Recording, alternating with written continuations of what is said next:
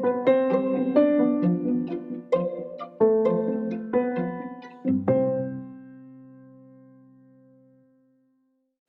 a tutti e bentornati sul mio podcast. Oggi vi parlerò un po' di accento, di come migliorare il vostro accento quando parlate italiano, ma soprattutto parleremo di come sentirsi bene a proprio agio con il proprio accento. Questo è un argomento abbastanza importante perché c'è un po' questa foga, questa voglia di sembrare italiani a tutti i costi, quando si parla italiano e quando si studia l'italiano. Do you like listening to podcasts? Would you like to create your own channel? There is Anchor, the easiest way to make a podcast. It's totally free. With 1,000 of creation tools, helps you to create and edit your own podcast directly from your phone. Everything you need in one place. Anchor will distribute your podcast for you. It can be heard on Spotify, Apple Podcast, and many more. Download the free Anchor app or go to anchor.fm to get started.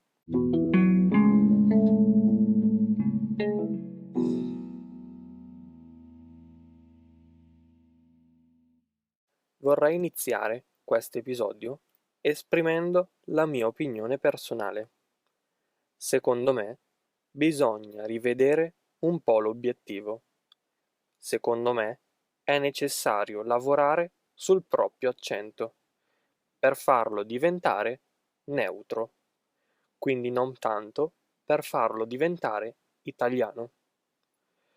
Come far diventare il nostro accento più neutro? La prima cosa da fare per lavorare sul proprio accento è quella di prestare attenzione ai suoni che sono molto diversi dai suoni della vostra lingua madre, ad esempio le vocali. Le vocali in italiano si pronunciano, vanno pronunciate e nel 98% dei casi le vocali sono sempre piene, hanno sempre dei suoni pieni.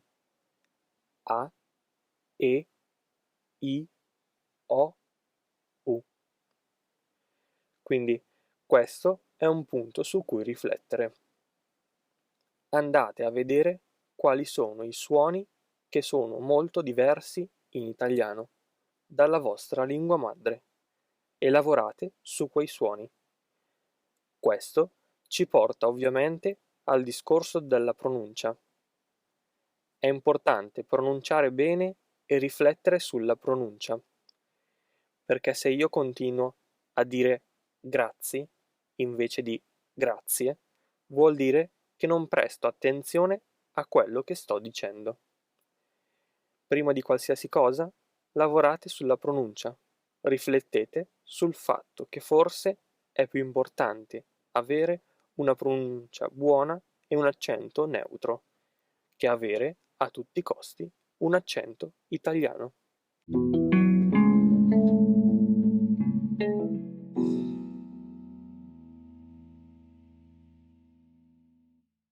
Il voler imitare a tutti i costi l'accento italiano, in molti casi, ha come risultato una riproduzione finta e stereotipata dell'accento italiano. Forse è meglio puntare ad avere un accento neutro. Io dico sempre che la cosa più importante deve essere la pronuncia, perché dalla buona pronuncia poi arriva l'accento naturale. È una conseguenza molto naturale. Vorrei che voi vi sentiste a vostro agio quando parlate italiano. Se si sente il vostro accento, non è la fine del mondo.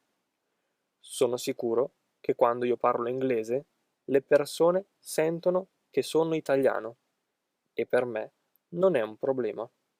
Va bene, perché comunque io sono italiano, ho imparato l'inglese, lo parlo, penso di parlarlo abbastanza bene, mi sforzo a pronunciare bene le parole, quindi sto molto attento alla pronuncia. A volte ho un buon accento, a volte no, L'importante è che io non voglia fare una rappresentazione stereotipata dell'accento britannico o dell'accento americano. L'importante è che io abbia come obiettivo ultimo della conversazione quello di pronunciare bene, parlare bene, ma soprattutto farmi capire, perché ovviamente io mi faccio capire se pronuncio bene le parole.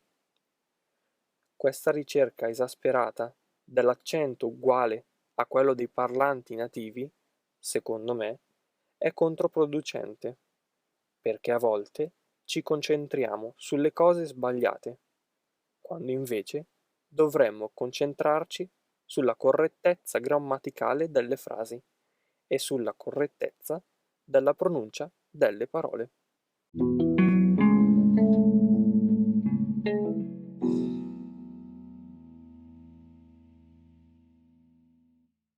Sono davvero molto curioso di sapere cosa ne pensate di questo argomento e se anche voi volete a tutti i costi avere un accento italiano, oppure se siete soddisfatti di come parlate l'italiano. Fatemelo sapere tramite un messaggio su HelloTalk o un messaggio audio su Anchor. Se avete delle domande più specifiche sull'argomento, o comunque delle domande in generale, magari dei dubbi di grammatica o anche dei dubbi sulla pronuncia di alcune parole, scrivetemi, fatemi sapere. Io vi ringrazio, come sempre, per aver ascoltato questo episodio. Spero che vi sia stato utile in qualche modo. Vi ricordo inoltre che se mi state ascoltando tramite Apple Podcast, potete lasciarmi una recensione e una valutazione. Sono sempre ben accette.